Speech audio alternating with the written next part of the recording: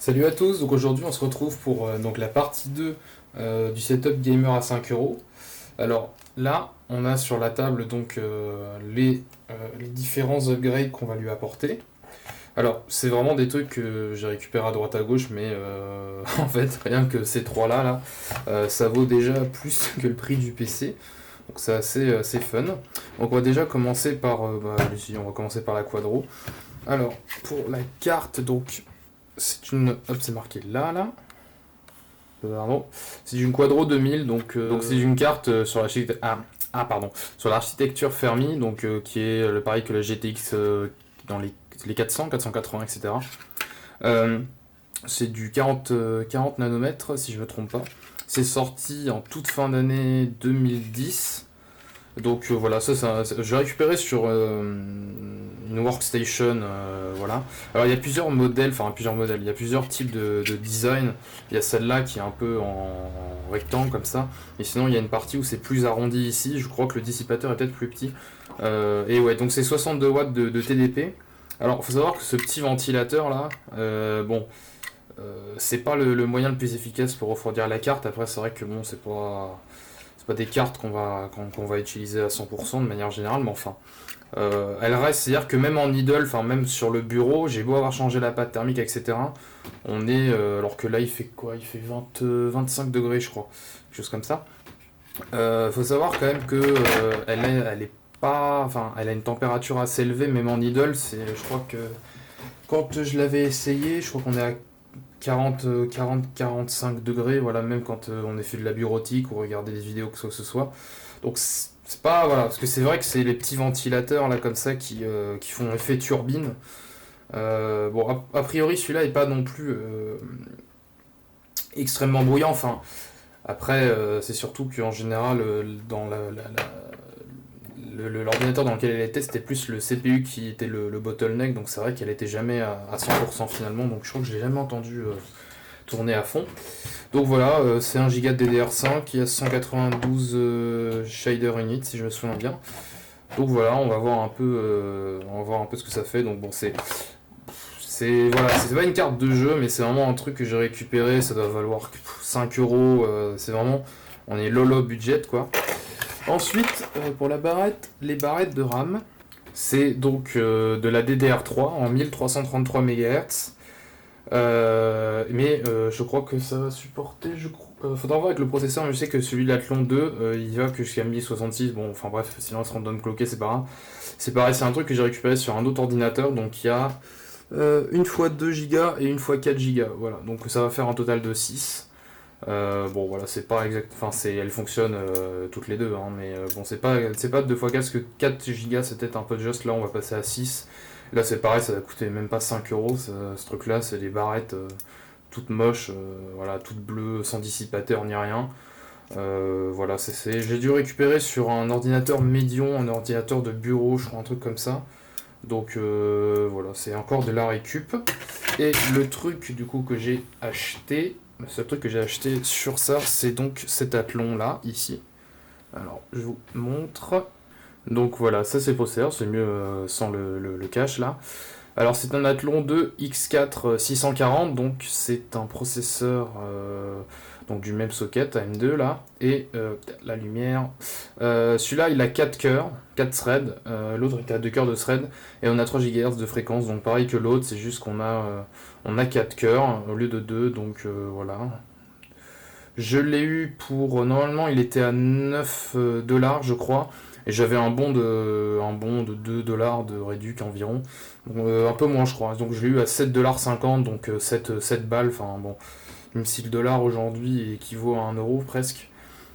Mais voilà, donc vraiment c'est ça que j'ai acheté, sinon tout le reste c'est de la récup.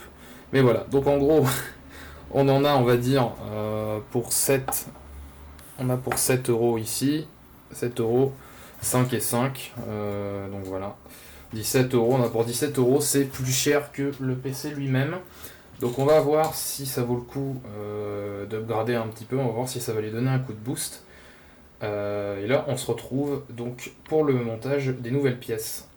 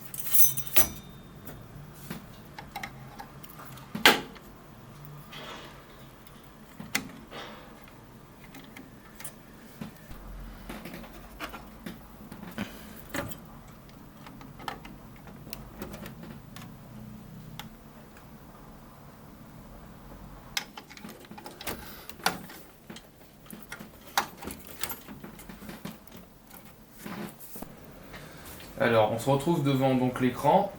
On va allumer la bête. On va voir s'il boot. Ok, donc il boot. D'accord. Bon. Ah ben, il y a bien un problème. Alors, là, c'est bon. J'ai réussi à booter. Mais il faut savoir que... eh bien, là, je crois que la lime est en train de rendre l'âme parce que le bip continu qu'il y avait. Donc, je suis allé regarder sur internet. Et donc, en gros, c'est la lime défectueuse. Alors, ce que j'ai fait, du coup, c'est que j'ai remplacé. J'avais essayé, donc, hop, avec une autre lime à moi, ici branchée. Hop, voilà. Ça a fonctionné. Après, j'ai remis l'autre lime. Et a priori, ça a fait un genre comme un hard reset, quoi. Ça a réussi à refaire fonctionner avec donc la lime de base. Mais j'avoue que je pense que la lime est au bout de sa vie. Alors on va voir en load si comment dire, si elle arrive toujours à fonctionner, mais je pense que la lime est à changer. C'est un peu chiant parce que j'ai pas envie de foutre mon alim là de base que j'ai. Enfin la Technoware, c'est une 850 watts en plus que j'ai eu en promo. C'est complètement overkill pour ça, j'ai pas envie de la foutre dedans. Et en plus de ça, est-ce qu'elle passerait? Parce que elle est quand même plus balèze que celle de base. Là, une marque, comment il s'appelle ça? Madix, bon, genre de name chelou, enfin bref. Du coup, à voir, on va essayer de voir là si ça tient. Parce que sinon, ça risque d'être problématique. Et un peu relou cette histoire quand même. Alors, on va déjà voir pour des jeux. Alors du coup, juste un petit tour donc pour faire le tour des specs, donc qui ont un petit peu changé. Donc on est en Windows 7 édition intégrale. Bon, ça n'a pas changé. Hein. J'avais mis, vous avez pu voir, j'ai mis un dual boot L Ubuntu pour voir un petit peu. Bon, voilà. Donc on a bien l'Athlon 2 X4 640. On a les 6 Go en dual channel. Alors c'est à 843 MHz parce que ouais, j'ai overclock un petit peu. Enfin, on va voir ce que ça donne. Du coup, c'est pour ça que la RAM a la fréquence plus élevée. On a bien la Nvidia Quadro 1 Go qui est retenue, qui est détectée, puis les deux disques, voilà, ça n'a pas changé. Donc, on va voir ça tout de suite. J'espère sincèrement que ça va pas déconner.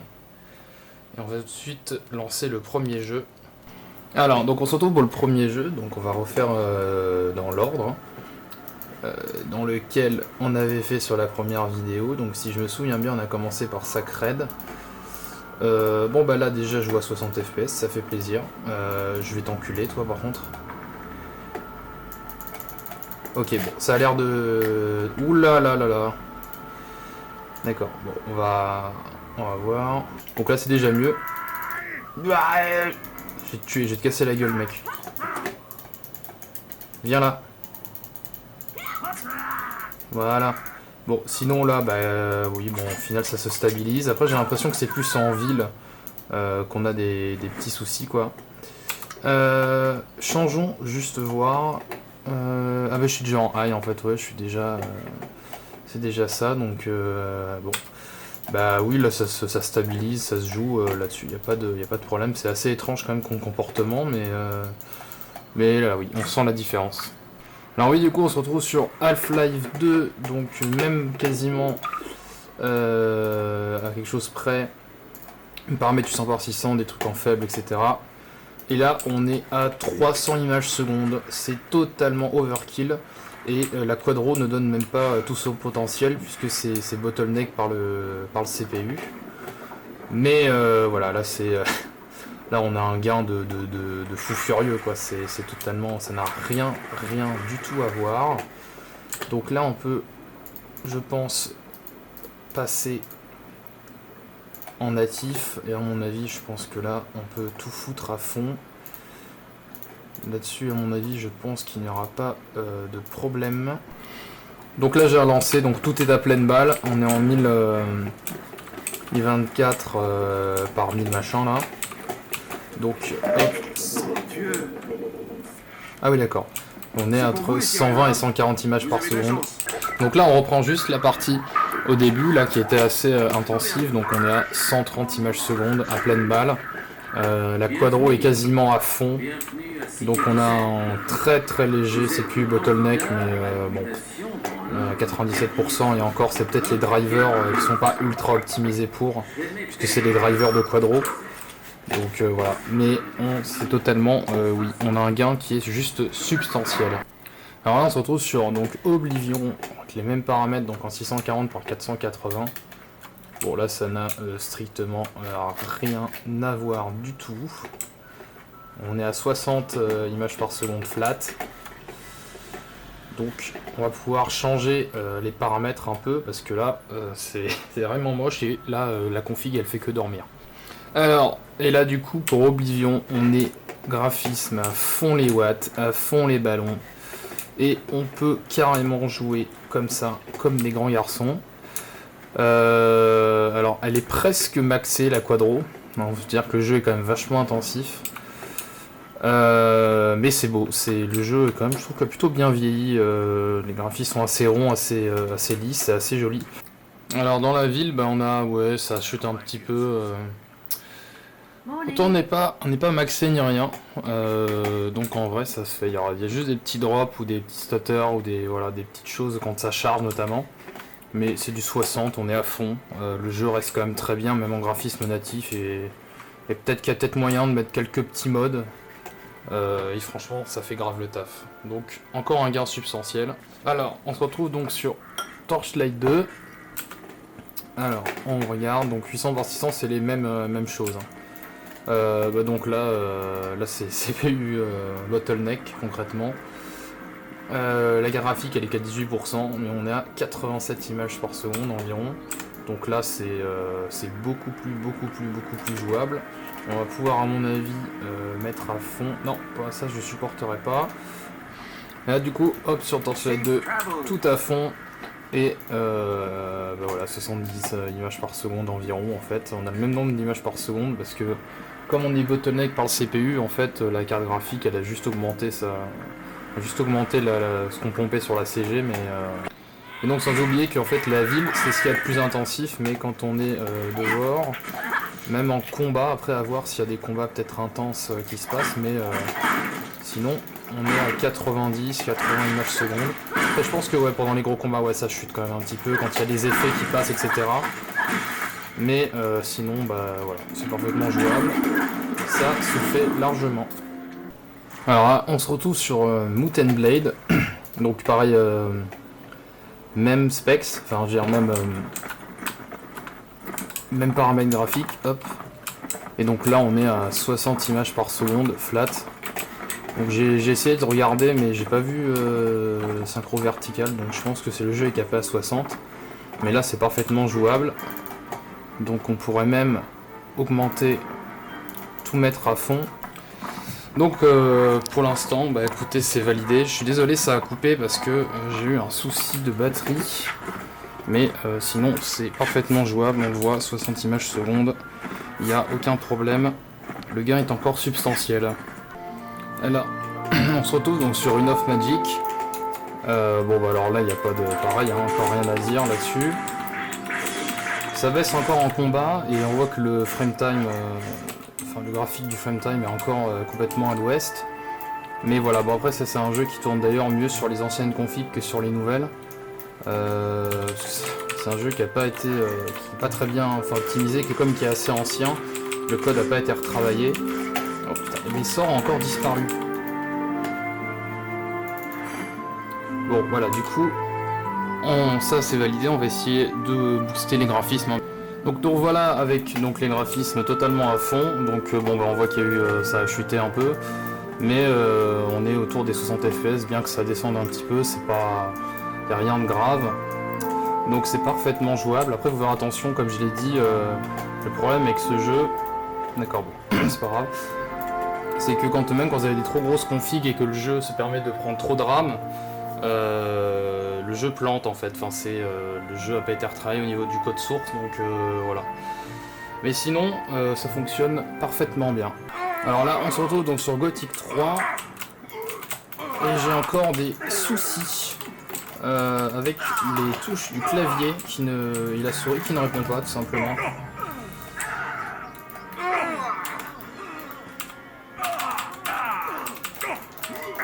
Bon bah coup de poing hein. Ça c'est assez étrange, bon par contre le jeu est assez mal optimisé comme vous pouvez le voir. J'ai encore beaucoup de problèmes. Bon, on va arrêter là, hein, ça sert à rien. Même en augmentant le graphisme, si c'est pour que ce ne soit pas jouable, il n'y a pas vraiment d'intérêt. Alors là on se retrouve sur la Age of Empires 3. Bon bah là il n'y a rien à dire. C'est ultra fluide, ça joue super bien. Bon je fais les mêmes paramètres. Donc c'était du low en 800 par 600 voilà, mais du coup là dessus bon là, on a plus de 200 fps qui est totalement overkill. Alors si on va peut-être du coup changer un peu les graphismes, donc là voilà on est à fond et on est à plus de 100 fps presque. Là bon ça diminue un peu avec la bataille etc. Ouais quand on a des chutes bon voilà. Mais sinon c'est parfaitement jouable et le jeu reste assez ok tiers en termes de graphisme, donc c'est carrément ok quoi. Donc voilà on a encore un gain substantiel, je crois que j'ai dit trop de fois substantiel. Mais voilà, bon après on n'a pas le compteur, on a juste le compteur phrase parce que le Medal of Honor fonctionne pas, mais ça me donne une idée. Donc là, on regarde une vidéo juste pour voir le en Full HD. Bon, taisez-vous s'il vous plaît. Oui, donc bon là ça lag beaucoup moins déjà en Full HD parce qu'on avait vu que c'était compliqué sur d'autres vidéos. Donc bon là ça a l'air de pas trop laguer. Bon le processeur quand même il trinque un peu, enfin il y va quoi. Et on va essayer une vidéo en 4K. Et donc ouais, comme je suis un connard qui a un ego surdimensionné, je regarde ma propre vidéo. On va essayer voir en 4K. Alors je sais pas si ma elle va suivre. Il le lit. Après bon moi c'est pas une... Bon après il y a la compression YouTube mais... Oui quand même. Il est là 90% pour lire une vidéo en 4K. Oula. Calme-toi garçon. Et ça lag un peu, on voit que c'est pas ultra fluide. Donc à mon avis je pense qu'on va se tenir à du 1440p. Bon il le lit, mais voilà, donc c'est possible. Ah ouais quoique ça lag encore. Bon enfin bref, voilà, c'est déjà mieux qu'avant quand même. Alors pour conclure sur ce PC gamer à 5€ là, donc là sous testostérone, est-ce qu'on peut dire que c'est recommandable? Je dirais que dans un sens oui. Après peut-être que là c'est vrai que ce serait peut-être pas pour cet usage là, peut-être que si vous récupérez un PC de ce genre là et que vous arrivez à trouver des bonnes affaires, à mettre quelques euros par-ci par-là pour la quadro qui peut coûter 5-10€, la RAM pareil etc. Bon ce qui fait quand même à la fin que en fait les upgrades coûtent plus cher que le PC en lui-même.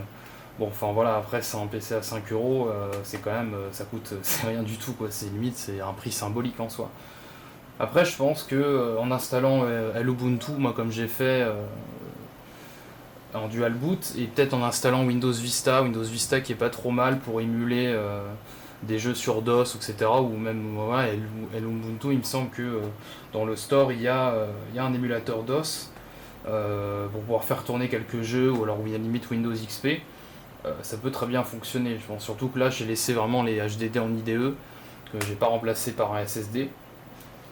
Donc voilà, après en fait c'est plus le HDD pardon, qui a tendance des fois à ramer un peu, notamment lorsqu'il s'agit d'ouvrir Opera ou quoi que ce soit. Donc bon, moi je dirais que enfin, pour le prix on risque pas grand chose.